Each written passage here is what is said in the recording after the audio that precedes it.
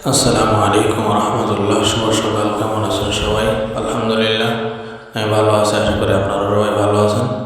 এই মুহূর্তে খেজুর খাচ্ছি, দেশীয় খেজুর পাড়লাম এবং সেই খেজুর খাচ্ছি।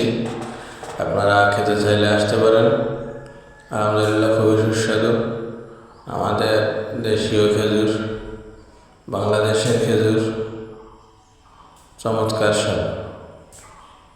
আল্লাহ তাআলার নিয়ামত, আল্লাহ তাআলা যে কত নিয়ামত দিয়ে আমাদেরকে ঘিরে রেখেছেন, তার শুকরিয়া আমরা কিয়ামত পর্যন্ত আদায় করলেও শেষ করতে পারবো না।